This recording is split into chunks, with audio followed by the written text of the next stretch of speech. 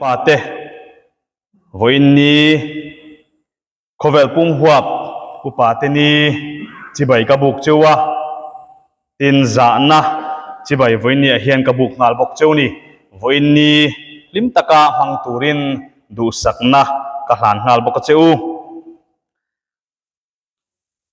voini a hetinga hun mang tura hun ser mang tur min han somi kalom tak zeta izol buka hian zirlai nau pangtenen an polin hun kan mang to a thei rol te an ni ma a tiang chuan an polin hun kan mang to a tin nu ho tenen MHEP tenen hun kan mang to boka MHEP tenen hun kan man nuwa tiang hian ko ran a khotlang huap angin kan han ding le thei hi alom om ka ti hle ani pathian tu thiang hlim chiarin kan ngai tha anga tin voin ni a hun sera han ni ta ka chuan tong tai na nei ngal mai lo devin voin ni a hian hun sera ni angin thian thu kan tar lan tak te atangin le voin ni upa te ni angin thu toy te han soina kan nenga chumi zo chuan kan hun te hlana tong tai na kan nenga ti chuanin kan hun ser chu kan du tok don nia pathian tu thiang hlim lo ngai thang u Psalm number somsari le pakhat na Psalm number somsari pakhat na chang som pasari le som pariat thu o pathian kanau pangte ta nangin misir tira tun thlengin ithil mak ti te chu ka hriat tir thin ani o ka pathian ka tara kalutua khun poin mikal sandul suang che ichak na hi thang thar le te hne na le ithil ti theina hi lola om tura piang te hne na ka hriat tir ma lo zong hun khata tangin lo ngai thala ila Psalm number som ko le pahni na chang som pathum le som pali lalpa ina phun te chu kan pathian biak in hung chung kotlaya chuan an dua hluanga tarnuwa po alara fowang tuipai tevin an hring hluang athu kan chiatel pan kan zatan ma som ro se ei voin ni hi International Day of Older Person ti ni a khovel pung hua pa upa te ni ti kha ni a World Health Organization hian October ni khathi he tiang hianin upa te ni tan khovel pung hua pin amang thina kumina hian khovel pung hua pa thupui chu aging with dignity, the importance of care and support system for the older person worldwide ti khani a Mizoram kan da don chuanin kum upa te an za om na le an hlut na den an nun mang zel sela chumi turata na en kol na le tran puina khovel pung hua pa ha kan son zena turatan mala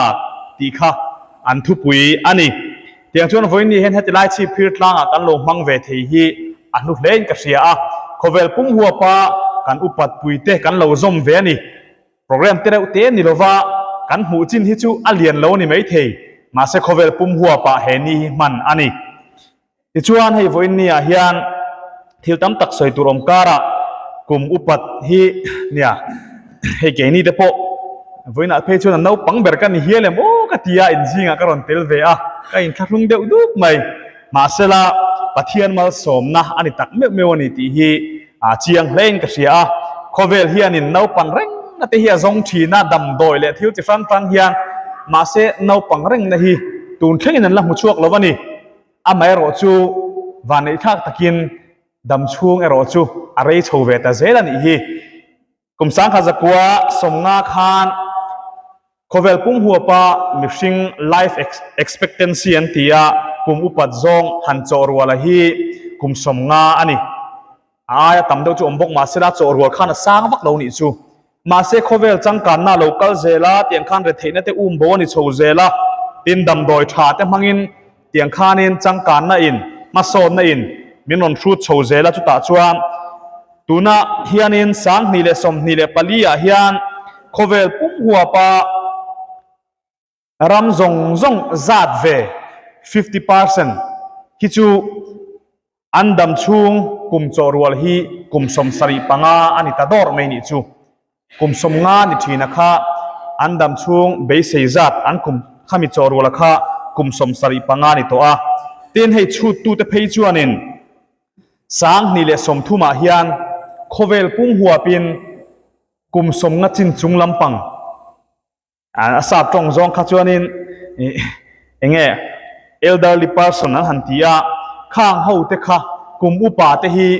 kum som nga hnoi lampang ain kan tam to zok do nan ti ni chu kum sang hi som ni pali ni a kumin hi kum ruk a han ve le chuan khovel pung huapangin kum upa te hian sarkar nain la do ni chu mo pui de wani kum sang hi som thuma chuan khovel pum huap hian kum som nga chung lampang ate hi thalai te ai nan tam to zok do nan ti tat me ni chu changka nai ron thlen ve chu ni a tin pathian mal som na po ani zelani kan dam rei tho ve tu tulani amai ro chu soyang khan taksa te mit te a chak nge kudle ke chakna te ro chu no pangreng nang zong khachon ani theilawang ma se kan ri ru ro chu iti thalai te ngutin voinen ka fuidu cheuni khove pum huwa point sarkar na lamei thur kan ni chu wang chon voini hian kan nep lo hle ani tin chumi ni wang tak chuan a en kol na lama po hian kum upalam pangte a po hian sum tam jok po sarkar tam tak point a man zelangai don nin titani chu in poimo tu ani chu ama chuan thalai the kan ma khwa ten ni a tin sarkar pon sum le pai tam takin thalai te ma khwa turtan sum le pai seng thin amai ro chu khovela changkang chhozela kum upalam pangte population an tam jok na chuan en kol na po sum le pai po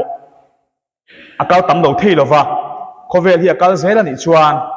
an chut dan hi dikani chuan sang hi som thum hnuai hi chuan thalai te pula sum na pai tam tak an in khelna tur tan stadium ro pui tak tak kan sakte an in ti hlim na tur zai le boro khatiang thlang thlanga sum le pai tam tak kan sen te luk zet hian kum upalam pangte en kol na tur sum le pai po hi sarkar tam takin ada tam angai to a population a sarkar na la tu te ni wangin in vip to don ti nani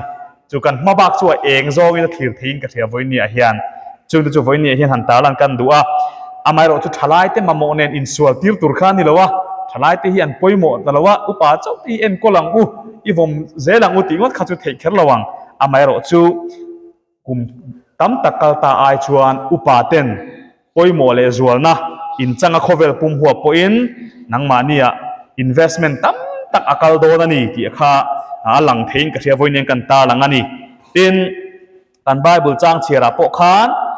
pathian mi te po hian kum upat lama hian lalpan mal somna achan tir te hi nasale zuala pechuak zel tur hian pathian hen an lo tong trai an lo dil mol me ni lalpa min dam rei tir ro anti satlia ringot lova lalpa dam rei na mal somna min pe ni chuan ichak ziate ithil ti thei ziate thil tur hian hun min peng che ti in sam jek tu po khan alo ti a nau pangte ta tangin min zirtir to a lalpa tun thleng hian min hruai zela chu wang chuan katara kalu lo tuak hun po in ichak ana hi thang thar le zel te hena ithil ti thei ziate hi hriat tir ka duani chumi ka hriat tir ma chuan min om pui ta tang che ti in tong trai na thu sam number som sari pakhat na khan kan ngai thani le pathian khongai na zara kan mabak te po eng zong in kan thir zel theyang kan kum te po alo tam tu tulanga nima sela chung chu dam rei sate ringot lamani lo thang thar lo kal le zel ta tan hian nasale zolin lo tang kai zel ro u voini hin ka cha ve du choni pathian khongai na zara soyang khan mabak eng kan nei tun ma kum som hi som thum kal ta chuan kum upa te chu sabra ma te po upa ho da na huna te an da a in big ten sak saka tiang khan ma se ni kum ma sa lok khan sang ha ya chuan kum upa te en kol na in hi pakhat che om to chu chang kan na pon ngai ni an mani en kol zel to ni chu wang chuan kum upa te hian kherin hlo tol tola duat in hlo tol tola mi a chang kan po le kum upa ten da poimo tol tola ni chu ti lo ni si chuan thang thar te tan hian nasale zolin be sei po kanon nei don cheu ni thang thar te hian in experience te in ton hriat te kha ke ni la tong ve lo te thalai te hian kan khotlang po hian ama mo zela ni chu wang chuan katar to si ka nok sakang ka tang kai lo khovel chang kan na ka phalowe ti in poimo lo deule nok saka lo in ngai reng su mi chuang trai in ni lova in lutul tul don ani ti kha voi ni hian kan cha du chewa sap tong in an soi thin kan kumate hi kan thleng ve rengot ani lo kum somruk kan thleng ve rengot ani lo kum samsari kan thleng ve rengot ani lo kan dam kho chua kan in tiani kum som thum kum som lia har sanga tam takin lo pal tlanga kum som nga in lo pal tlanga khang zong zong kha in lon dam kho chua kan ni chu ti ni chuan eng tin tin mo thleng chho ve rengot tin ni lo wangin pal tlang tam takin neya ke ni thala jok tena kan pal tlang lo hi chu aziak mangin ni amo tongkai ni amo tu le fa te ani amo khotla nga hian ron pe chuak zel ro u in ton thia tam tak te kha a thei chuan le kha bua te po da ro u chen khat chuan mani tu le fa te nu na po ron tu zel ro u min ron thil zel ro u a hlu tu kani khang kha ataka kan ton ve ma chuan ke ni chuan kan thei don lo azirin athuin zir ve chiam maila ataka kan ton ni lo wangin kan ron thlen ve ma chuan soi ve thei kan ni lo kan la qualify ve lo ni chu nang ni ro chuan in qualify to ani in dam kho chuak to in pal tlang to ani ram boi in pal tlang to sarkar sang ministry sang in thon to heng zong te hi ke ni ho tan hian atang kai dona finna tam tak kha than khura lu pui mai lovin nang ma ni ta tap chak khoya mo thut pui mai lovin ron pe chuak zel te utin voin ni hian ka som chuwa tu tiang tur chuan samjek tu point lalpa kalua chuak alo om huin i that zia le thil ti thei zia te ta lang tur hian min kal san suang che tiang khan pathian he in kol tir zelila lalpan chu tiang chuan mal min som zero se lalpan kan za tan mal som ro se tong china in kan hun te pathian he nei hlanang lalpa voin ni hian khovel pum huwa upa te ni mangvele theya chhiphir tlanga hun thatak mai MUP chhiphir branch kal tlanga min bo sai saka wang hian lom thu kan thila che lalpa voin ni hela huna kan local khom hian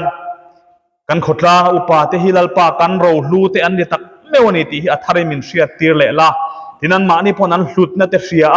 an za om na te vong tlata lalpa thang thar le zel ta tan hian chan an nei ve mun an nei ve poimo na an ne ni ti hi khongai takin ria tir la chutinga taka ke ni an tu le fa te thalai zok te po hian an hlut na te ria lalpa en kolakai hoi lalpa an chak lo na piang an ta na lalpa tran pui tu ni zel thei tur pon min tran puyang che voi ni dei kan man kan program zong te hena kan on thena atop thingin nang man min hroila har sat na boina om lo hlim taka voi ni te hi kan man theina turin kan hun zong te hena kan on hlana chan vo nei tu zong te po nang man om puin kai hroyang che heng te fa pai so krista mingin in hena kan program zong te hlan chungin kan on dile amen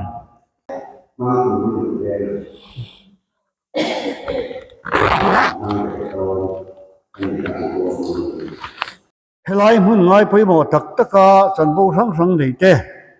in zava ya chunga Chhipphir MUP unit mingin chipai kabuk chu ani kum sang ni somni le pali January nikhat atanga October nikhat sang ni somni le pali inkara MUP chatuan ram min pan san tu te ming kan chiarange PC biak liana kum som sari paruk thini ni somni le pakhat thakhat sang ni somni le pali vuini ni somni le pani thakhat sang ni somni le pali ar zatluanga kum som ruk le pakwa thini ni som le pali thathum sang ni le somni le pali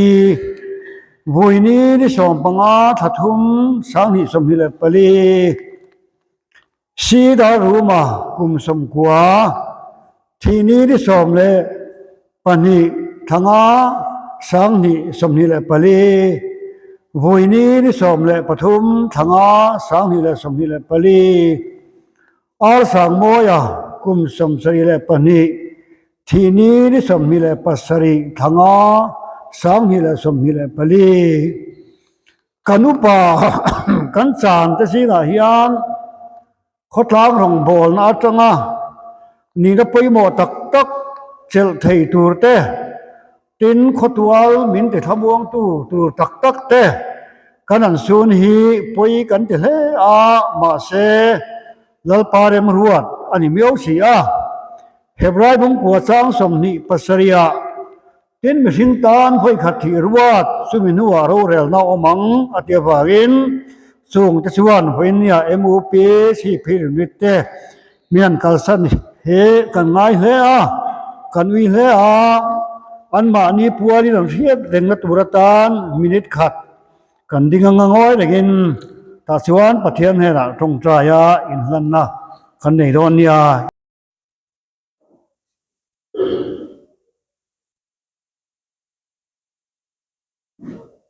ปะเทียนเฮนะเราโตตาอย่างลาวป่านังมินมังไอทินตู้และมินแวงทินตู้วันนี้หุ่นฮัตตะกตังกันทีระวันนี้ได้แต่ฮิลาวป่ากันมังเทงเอ็มมังเทแล้วพวกเอ็มกันที่กันหันไงตัวมาเสลไปเริ่มรวดนางอินมังตัวนี้กันหันบัวเสียจนเขาตามกันนู่นแหละกันป้าเต้กันหูตู้ตะโปลาวป่ากันหันเจ้าอันนี้ปนวันนี้เฮลัยมันอาหิมเนล้อมตะกมินมันปุยเตอินกันเมมเบอร์ตะรัสักโตโลตักเตวันนี้หุ่นง่ายปุยหมอเราเขา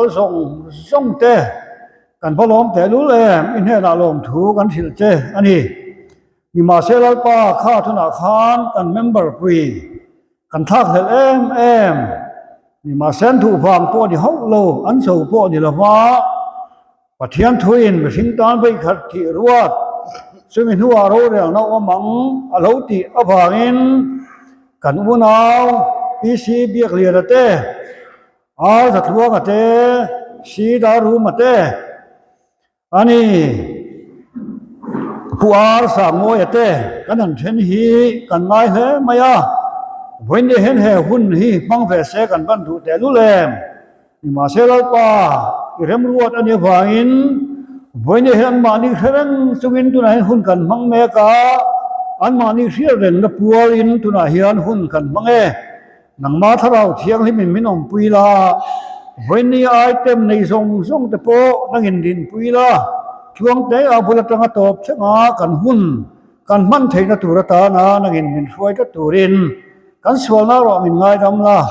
คงไอ้ผากมินสันดำตูลลปาอิสุมิงเทียงที่มินกันเห็นนะเซAmen.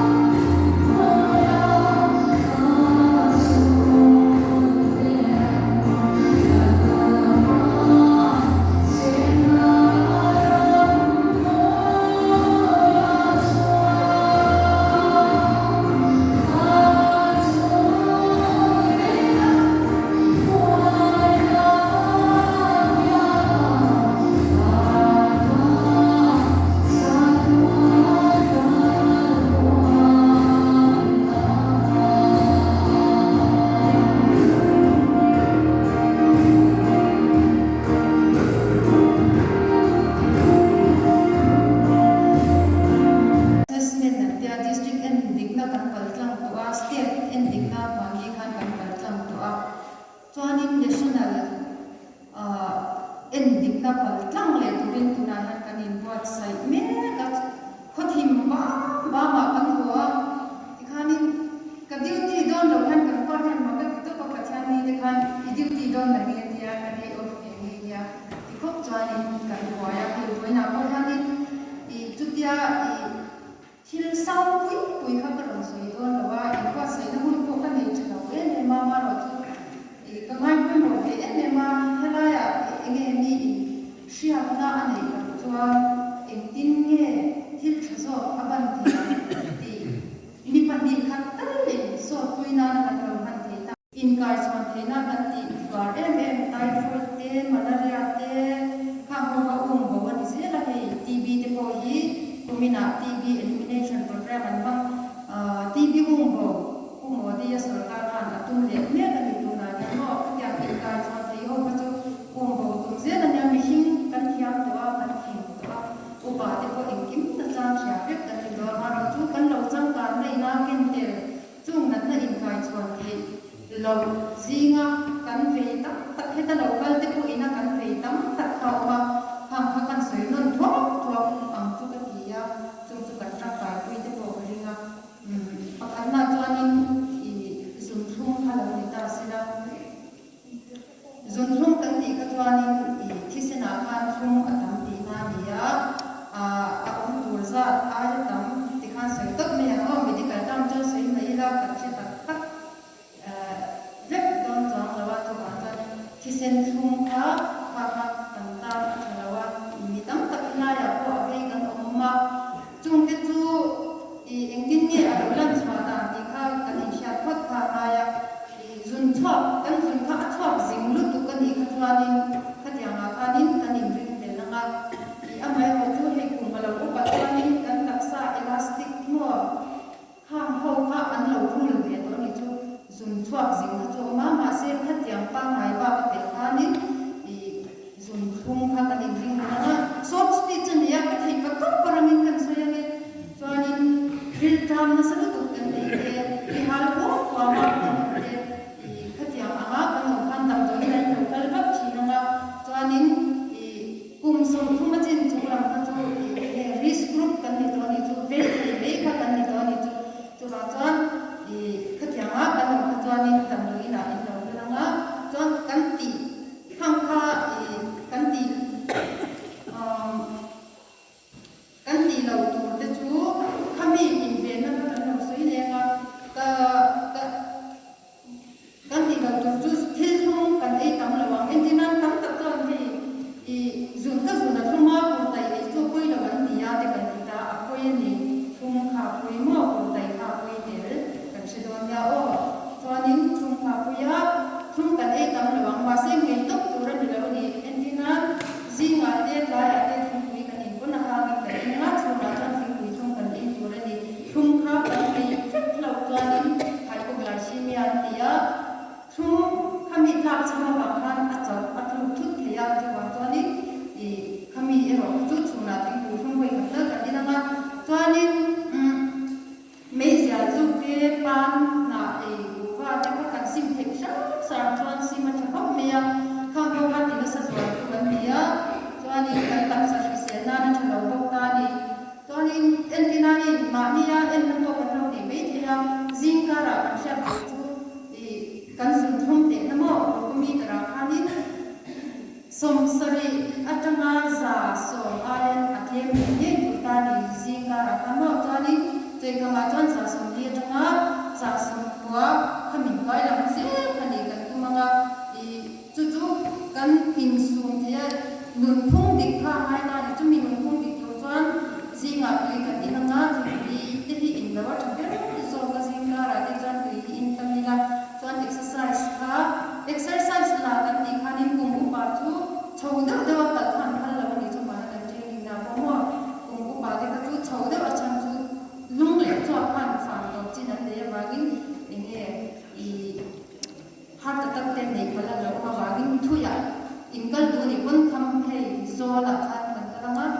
chuanin minute ni khala dar chan ve kal ya ati kan tu manga ngei tum te chu ba ko zong te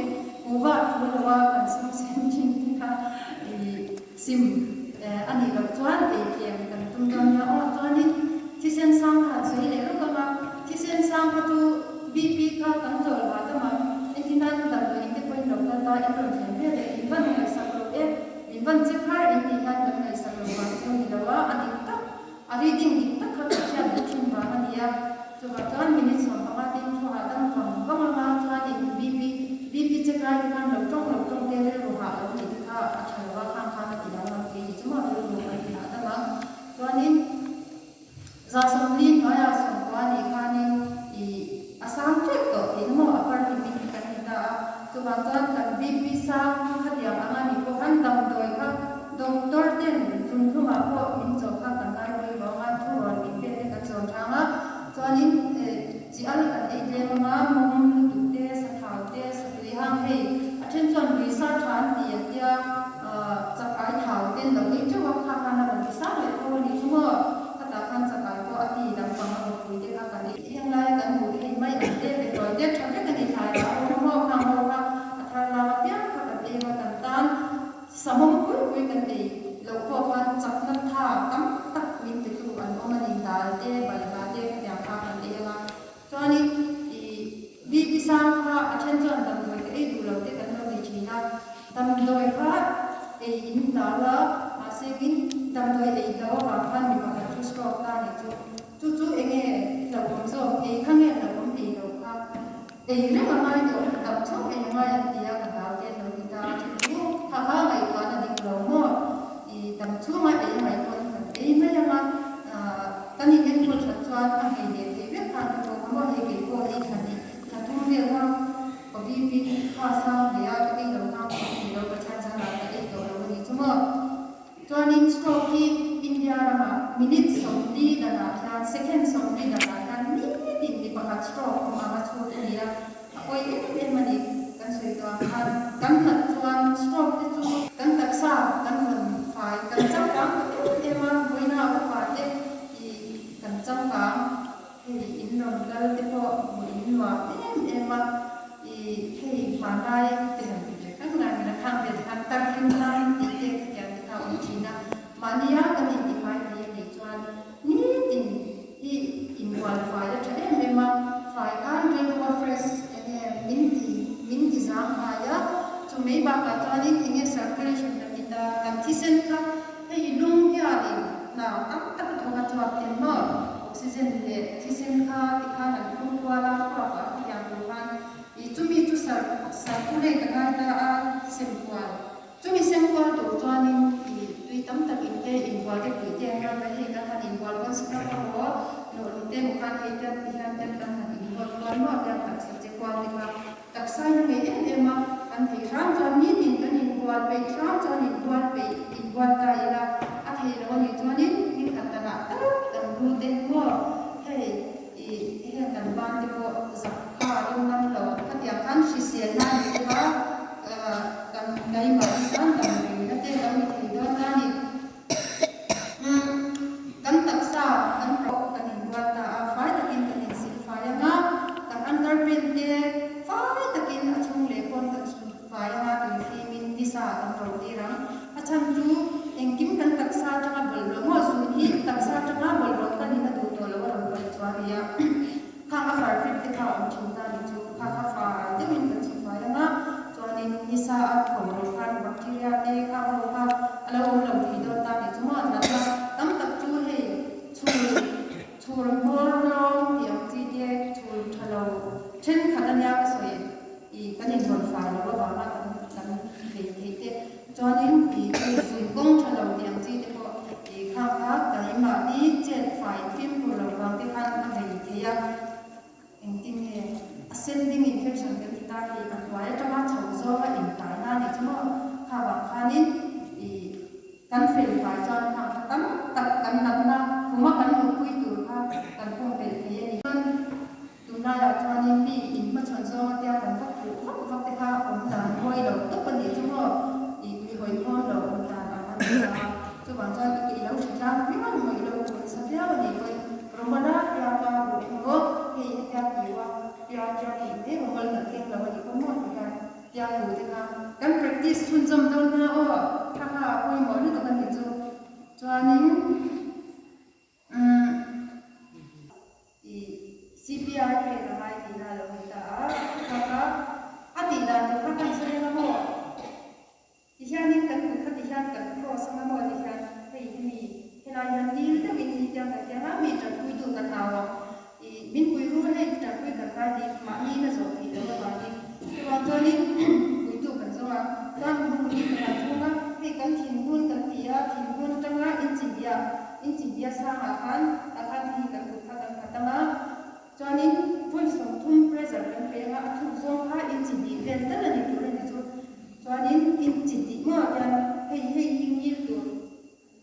yan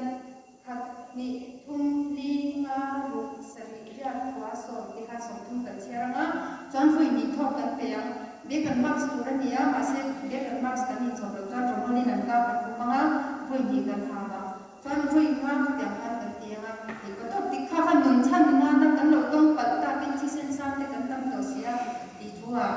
kha kha ka ro se ya chon in kan ha de ti kan ka de kan ring te khang ho kan private parts te kha ti fai ko mo me ma kan ha hi ti ha hi ti upa to te hei fai na kan ngai ko mo me chungin ti ngai ko mo to lo te ko kan te ko ya ma le kan kun te lo upa to hana bai ko hi sho me ma mi ti te ta zo ya fa ba hei ki nga te lo ma ka when to eat of the te te ya na ran se ma ni ti na kan ta mo mo ya sha te mo kan ha kan to kha ni ti ya ni minute ni ta ha ko to ni ya na kan pe zo kan to hi chu no lo hi chu tha ma se ti lo hi lo wa a chung lam ye ku tha zo ni kan ya ma ti ya kan ku tha hi ta hei biang to khen kan ti ya ya kan ku tha chuan a chho zo in ngai la hi ti ya chho zo in ya kan ti ya ga hi a chung lam ye ti ya ya kan pra sang ga ti kan a ka zo zo ka ti kan kan ka a zo thil kan ni zo kha ni thil noi tam tak kan ni ba ka kan ha ra wa thi na chu chu i bacteria te na ta shi ko khan ti yan lo tum en ka chu an ho ma anuma i bacteria ko kan kan ti an zo tam tak ko tam na ni chu mi an chu tan lo to chuan fa ta ki kan ta te kan ti fa ya ga chuan i kun sin hi pui mo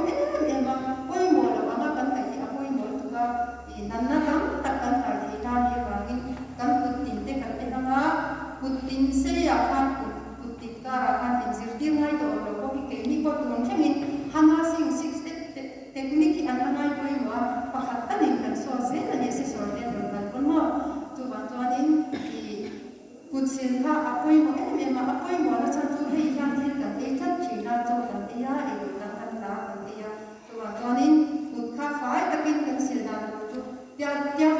ti mi khan ni lo pin i kan ka kan shi ke mo to chuan in malam kan silanga malam kan silanga mo hei tin te ti yan te kan su fai na tin ka ti fai na ti khan i zon pui te ti yan kan ti ya nga ti khan fai takin chuan i real room te ti ha lu tu ti ka a thalawa chu ti anga i luina karon so khang zong khang so ti to mi sira kan lo practice chuan tam takin kan lo ha ni te ko karenga kan ne kalau kita singai di pokok ni ngala, jangan kan dia mah singai di pokok, kalau memang masih kan serba dan memang di pokok pertama mai dia, sungkong di pokok ini. Vok sai lawin ban phar ru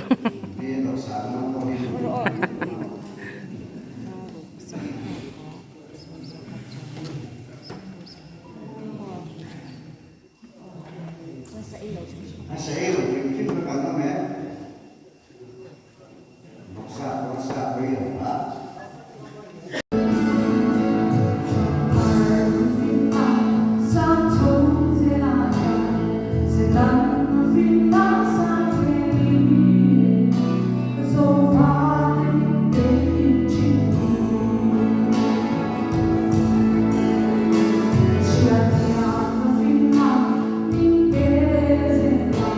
không bỏ lỡ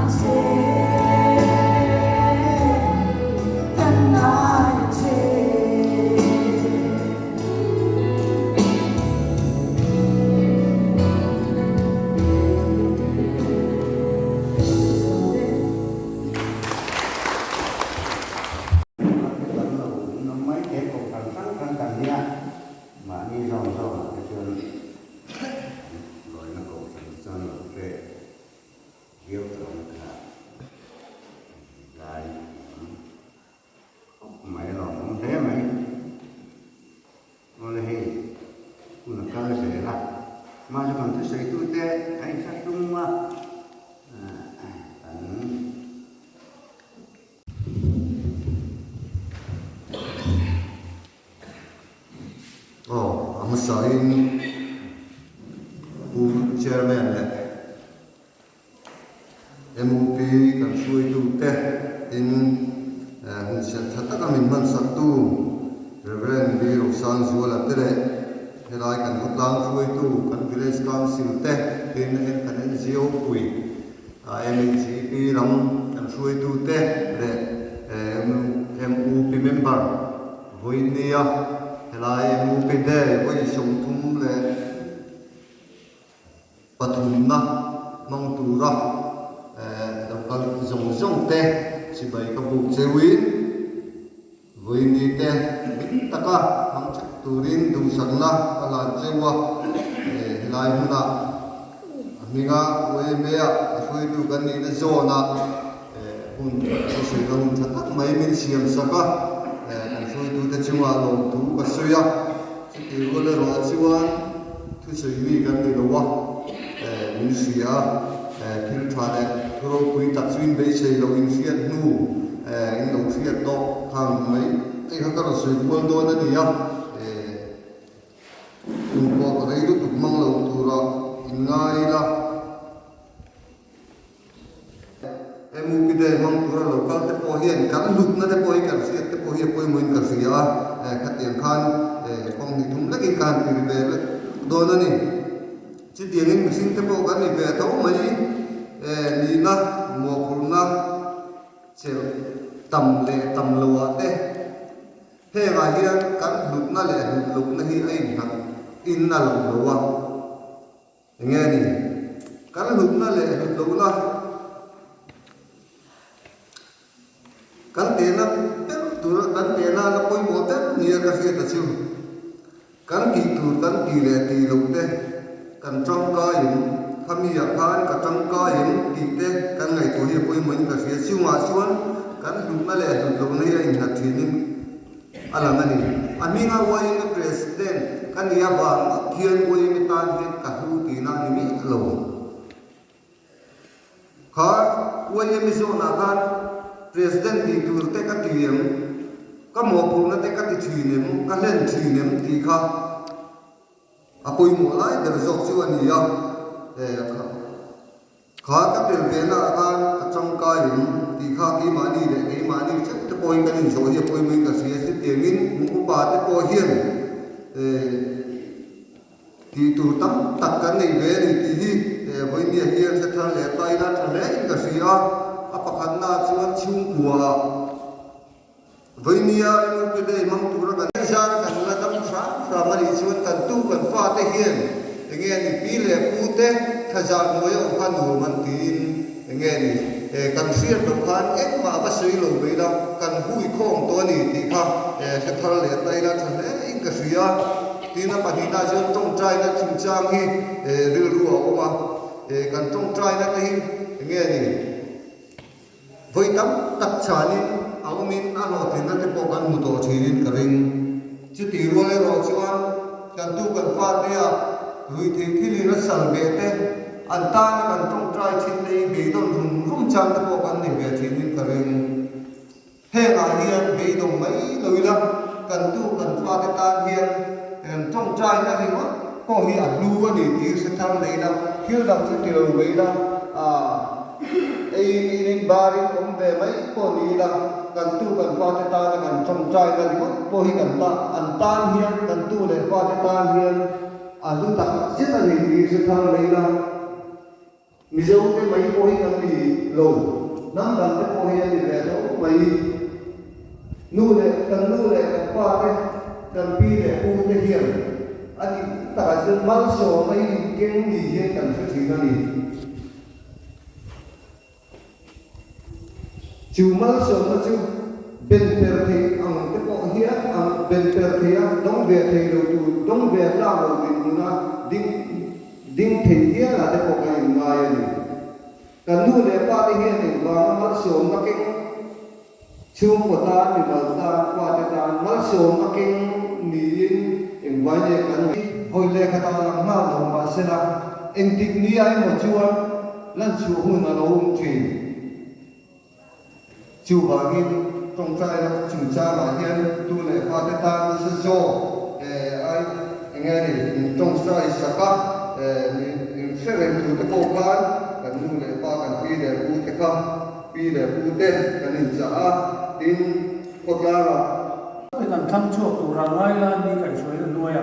golden jubilee cuối rồi cũng tất cả mình tu mi là ắt sợ à chúng mình đi vòng chuan cái mà đi Chhipphir pi ta là nấu can không về là voi sụp thúng bắt đầu mất đi cả cái này ta là anh ấy thì chúng tôi nói Chhipphir MUP unit suy cho cái hi cảnh sẽ gồm thống chôn cần riêng hẳn xây ra như là nhưng theo cái chúng phút lồng mây là ở trái cần riêng thì con là bạn cái ông cần ôm à cái president hi Pusiti Tanzova anh ấy vice president Pusiromoya Secretary Puharin Juanga, Assistant Secretary Puharin Liana, Treasurer EC Jong Thanpari, Finance Secretary Hi Pujamoya. Ani, Committee Ngahen Committee Hi Voicery kan lei to a ei hian executive committee mai ba ka khan organizing the program mani tin upa te kan ne kan silpa kan khan mala nei kan nei em no wa ang ho ang chuan maro chu bial tu le ne na hian tu na hian ta siam dil na kanan thelu ve me kania chu tun ma ya hian rem chang ong ri chi lo dewa ma ro che hi bo ju ya rem chang na kal pu se ku ra ma chu ani ikha kan ta ru ka tin chen chani len ko na da hi kan nei chen ni a in ra na an te a ri fa ra min chan ku na kan te boka chu chen janga te ani kumena hian kan member mi pali chaton ram pan sana chen janga chewin kan ral to a tin mun puya tam lo refer hi mi paru kan ne ya chu chen janga chewin chan pui la pe ku ya zawain mi so ne na chen sana pe chu ani oni ka kan sin kan ku ni ya voina kan khang no na sa ni som ni panga som ni paru som suai tu ra kan khang no na ta chon nomination a hian ni som pasari executive committee na ada so ka chung te ro chu chia chu ru vila kan khang na kan akina chon nu hun to lama kan VCP min kai suai no ya kan ne ga minute secretary tan President Pransueme anianga tin RO Regional Officer Kantit Atana Khan MAGP Secretary mo orang tanam betam tak bangun pun nang hello te an ong nang kara ni mani ko sunde awami ni kan mang ya kan buai maya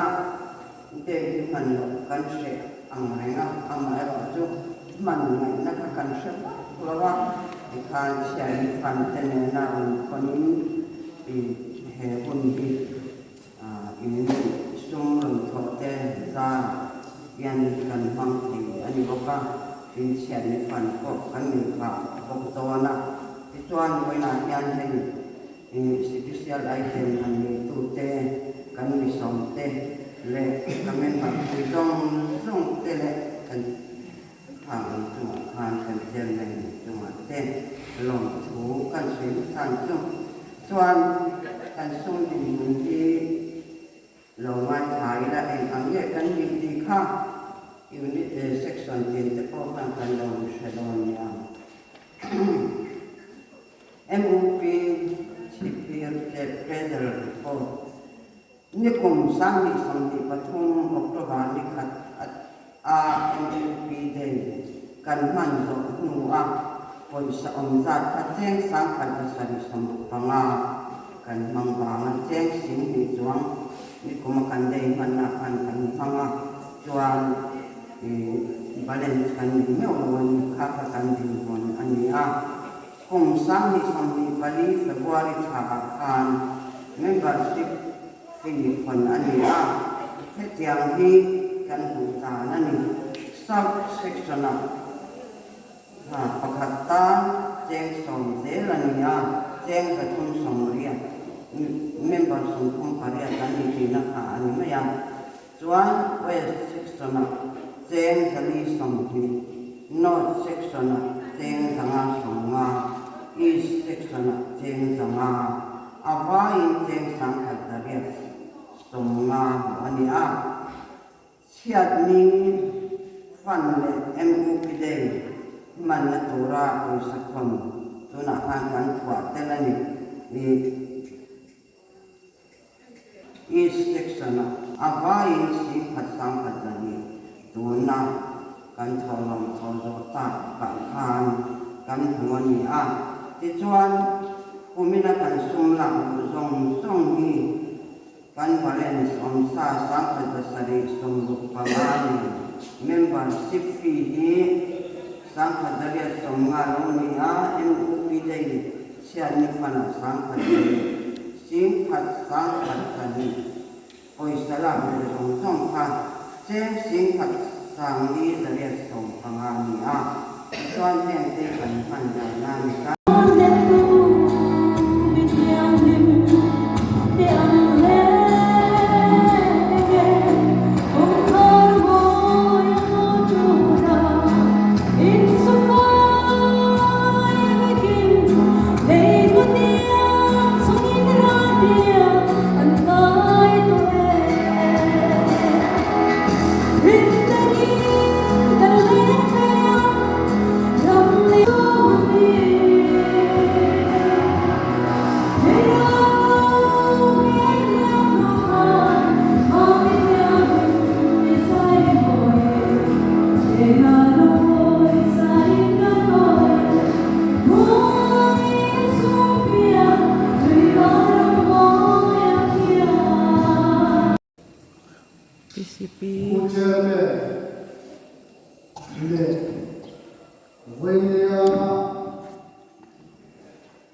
về cũng bùa và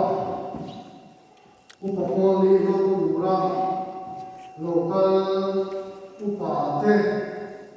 le village house la thopui te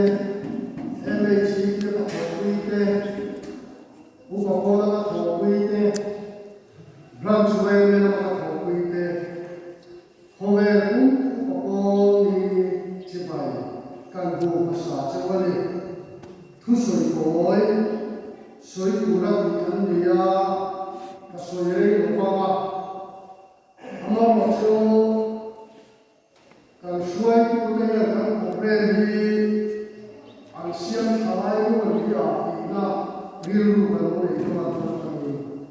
upa ko so pe ne ko so mo chen chu la ko te ni na in tu re so kan lai ko ya a fa thalai ko fe na ta ru la ko ne ta e te pe chu pi ta chi a ne na chu chu so kan tu na tu bo chi ro ba so chim pe la tu na tu tu so be kha nga mu ko ne ma ya in so ne in hi a di lai ka kan ta ba ma ma sa ba e program ni si a ma lai ke do ni kan tu chi bo chi ya ama o chu ba pe a ni chu a te ma kan ku pa ni do kan ku ni do kan si a ti a ko ni ku ga se ni la chu la lai ka kan ta la ve chu chi ma ni ma chu and national family benefit scheme our to NFBS chu ni chu chu wa en so tu be pa atin chu social welfare ya ni atin ke ka so chu social welfare la di tu re ta ni chu kan sia ko mai ma sia ma ma mi ko sa sa ta ko te lo atia jala ta tu ba di re ya ai ni ko ta ta ti chu ni kan fa ni ku ma chi ki ri tu na ya ni all expense of pa te lo la ko ta tu ri mi so di re ma kan o me ka ali sko ko ve ko verification village council tu la ya ni tu ri la ko te na chu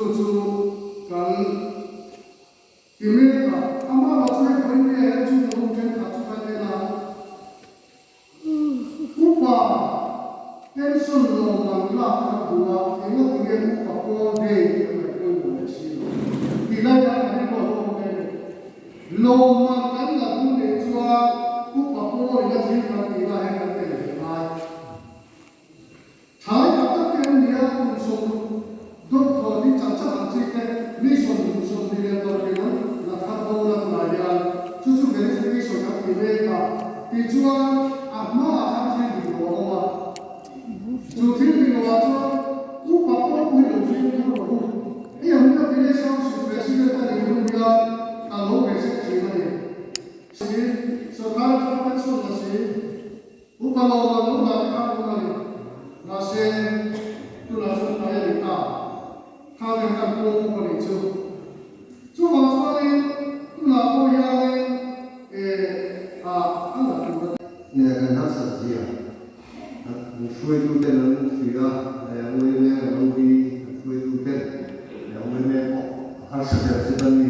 ja tu se lo kan sa ke ma lo ka en ji lo kan en ji o ku de ti ma ma pai pai ma ki le te tal ni kan ki ve ni ni che sa ka ko te me lo ki ya ti ka lo da na ka te na ko ni se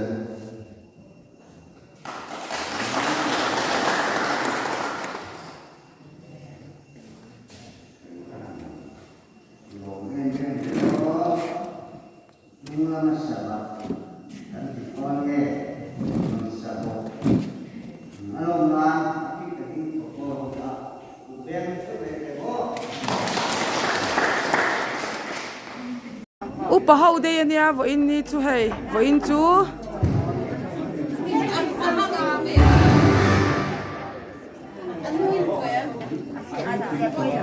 hei a pi de pon local ve di hi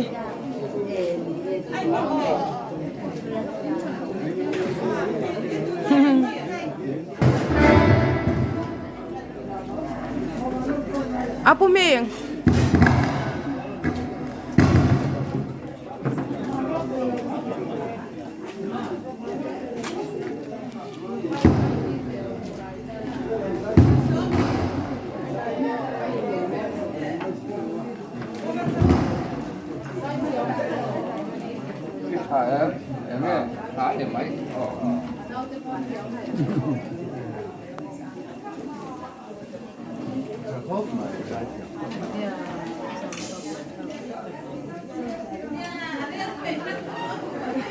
In đây chú ăn nuam vắt lâu in tí nghe nuam in tí về thôi em.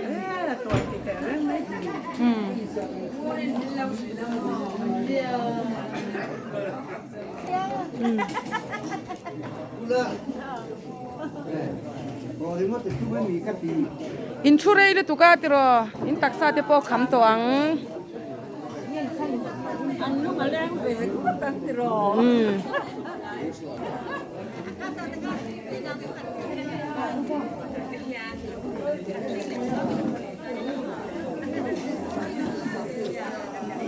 Với chú hey upa hậu tên anh đây anh mang á mà rồi chú program hi anh set full lâu đeo nghe bọn đi anh chung ngor mấy cái không ai khóc mấy với chú anh thì ôm đeo tết thì tuôn nha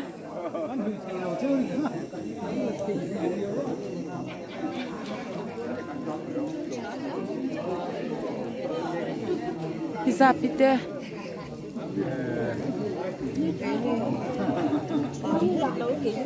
in đây chú in ngui riau in hot lâu tát với in chú thu anh sợi khung vác cả không ai riau vào nhỉ nha program thì mình lâu set đi tour chú na cả không ai riau vào nhỉ han lâu ding ula với in chú anh chào rau đều tất là upa hậu hi cả không ai riau vào nhỉ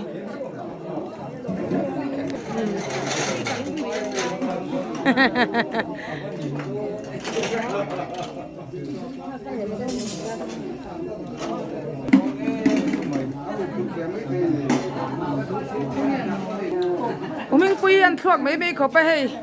vur te karon soare tia hay vur te lau soar sai đi hi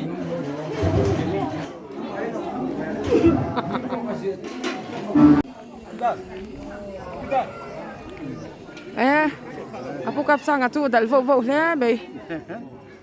với nhìn đây chú i duain thuin ngay thari mà in ngui deu in mutta chuak deu don te tin ka sia ka khong ai riau chú ni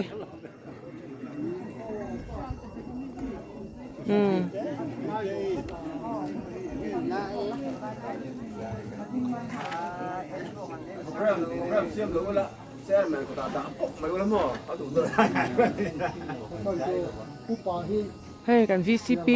there kan YM branch president ania MUP kuku ni boka e fak mo ya he BC member te kan vice VCP vice voin chu ke chu i program in set full au ka ti tat upa ten thurei lu tuk hey upa Pawl la chairman ani hi hi annu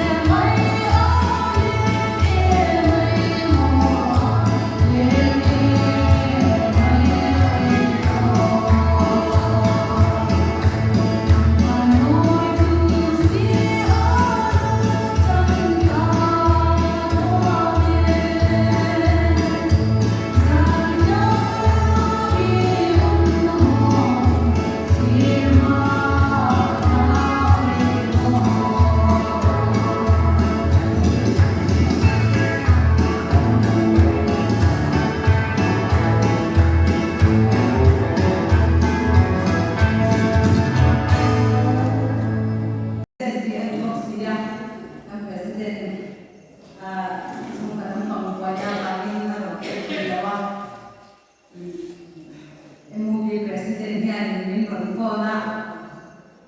ang president ni president ni no pole mo himang tulen min kon sila ano sa ingayaw kadura batlam no katiya maro to MUP Day ako MUP Day kan direction ka awamin indin law ka ding ani lehe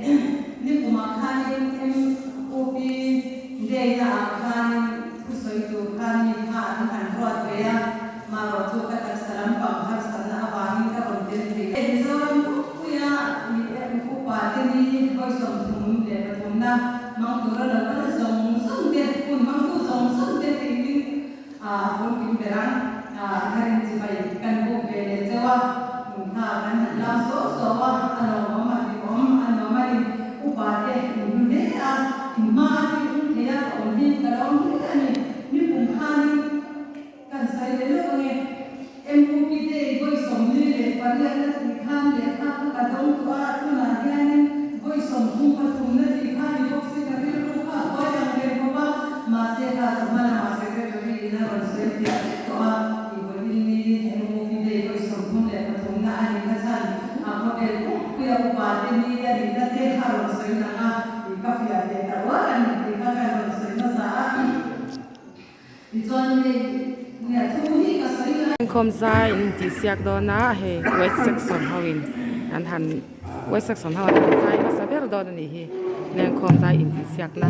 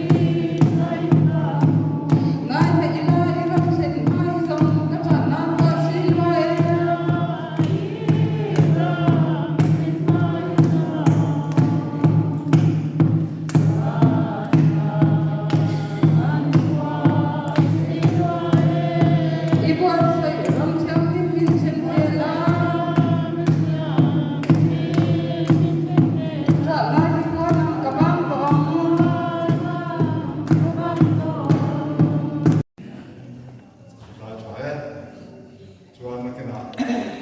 lo se kan shop ne nga tuna nu nui man shom na sai to rin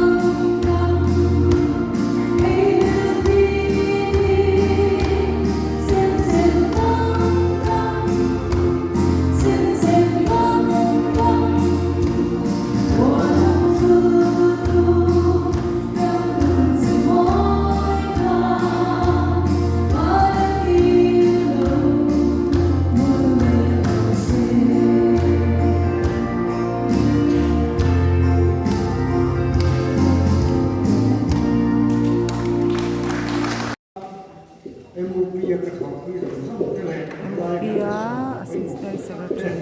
ni ba chu ha long ko sei ni chu ba ni ko a chu cho ni po an de kin eng eng mo thiang lim na te pai na chung sa tu te thil tha ti na an mai tha thong lai ne pia ro man an siam ta ani với ni MUP Day V-33 a kan man ani angin ke ni lu nei district a hian disoblet pani thasari sanga sakwa samsari te panga a hian MUP din ani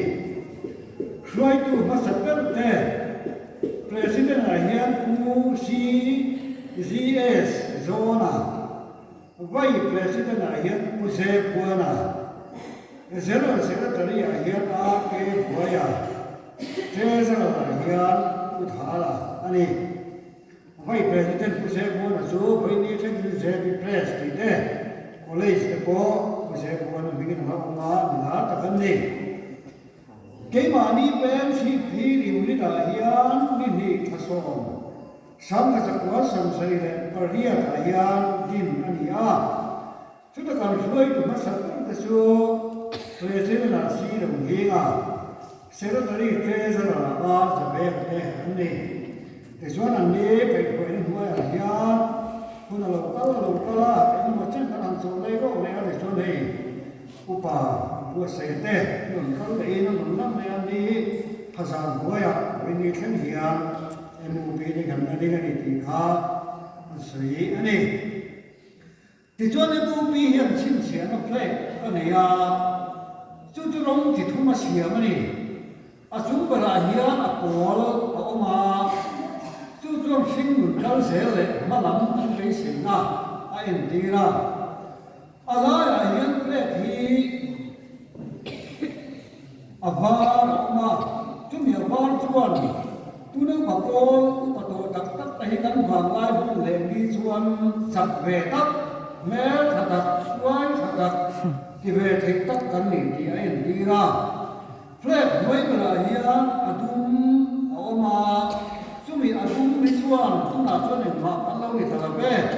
kan tar tawa kan sak wani ti kha a en tira ni flag a chung bara hian a pol ala ya var noi bara dum ti chuan flag la ya hian khum ki a oma khum ki chu pasal ra ten silai se nan siam na bo mani MUP ni hi an hula chuan sa tham chu ral ma te sam mai lo an ni awangin khum ki silai se hetem hi an ta la ani tin flag hi MUP chian ni thamlia za tu ni a MUP member te kan lo thi ni a chuan flag hi angul chan ve a za tu ani tin MUP thil ti na le sarkar mi poi mo te bua na ko hian a sa thia ma se thun kan sa na chuan angul to ma hian flag kan sa tu ani chian ni bi ka chuan angul chan ve a ta tu ani tin MUP flag hi headquarter a siam thina ti chuan ni ni da ko han lo siam du ko a lo ne thia a lo siam ni kon sai ani a adu lam hi phit thum a wa lam hi phit ni le in chini a siam tu ani chu them chu MUP flag hi ani ti chuan poi ni MUP member lo ko som te lo pam sak na tharin min thuam sala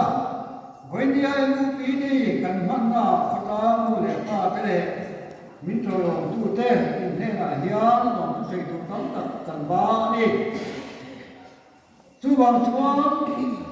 với địa cần hưởng do là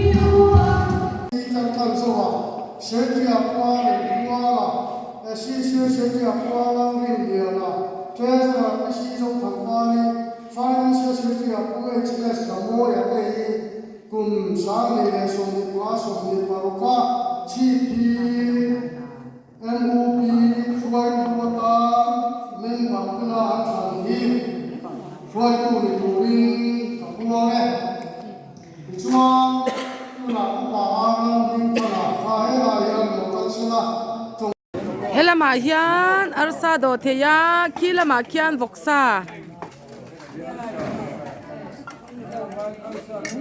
hi uma chani ni ya afatua chuanin ai piang hian nge ya tuisik po hi angi ma sa ti chu ei lem lova tuisik po hi ka thau pu ye ti di chu tai ma khop me he ani hi fela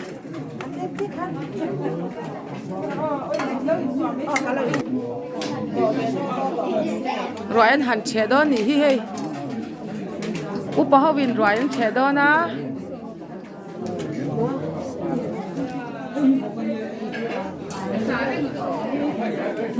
ars vox sadu do ho ni hi helam hi chu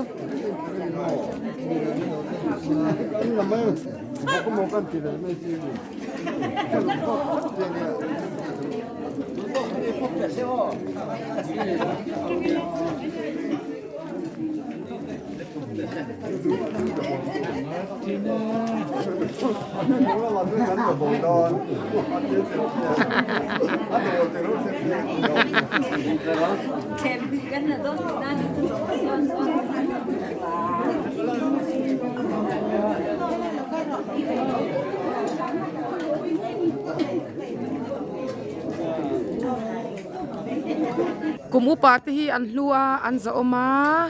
kan ngai lu in kan za thiam tur ani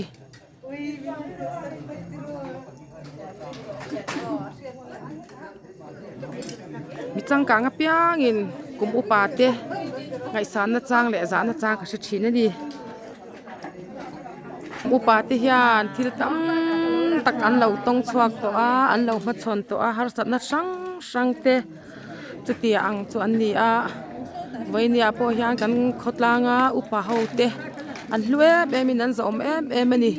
har sat na tam tak te lungai na te re thei na te lo pal chuak ka hun har sa tak lo tong to te an ni a voini an dei kan manga MUP Day manani a du angin hi kal ten thak kim thei lawa nat na te dam lo te an om noa la wangin voinia ha kum upa te kan ngai hu em turani kan za thiam bok turani hei anni u nau po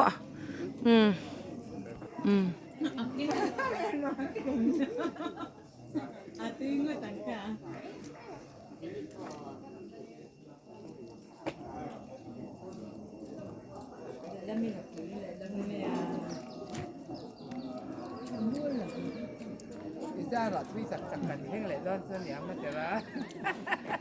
อีมันสมดนได้หิมอันเหล่าเสียม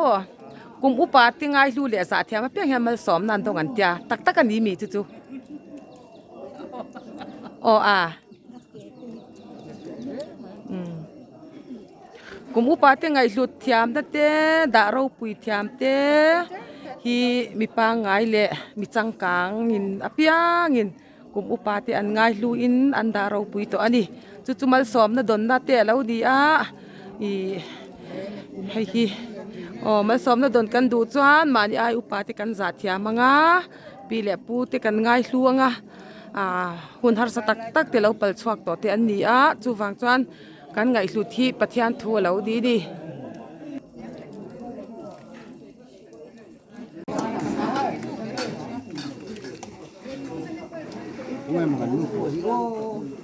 ấy đấy toán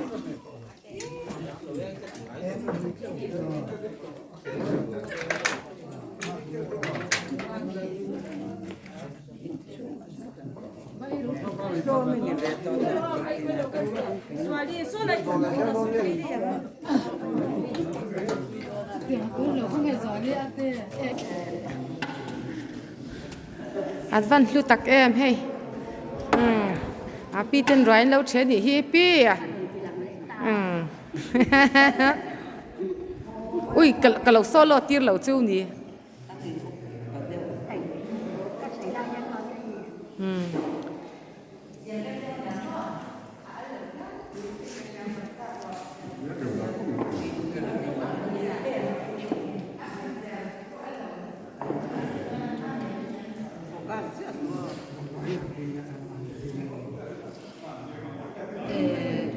ใครมาถาวที่ใครเองไงค่ะอีบีที่ข้าสร้างไง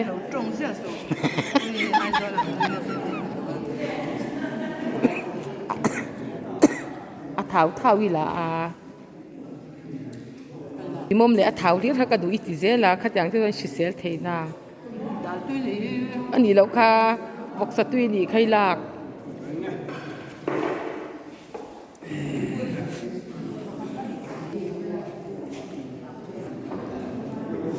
เฮ้มีอบูฟิอันปุยขัดที่เกยัง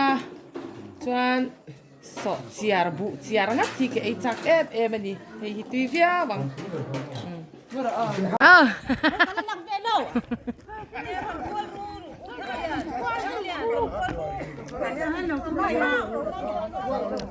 อันบอยเวลแล้วตัวกันทละตัวที่มา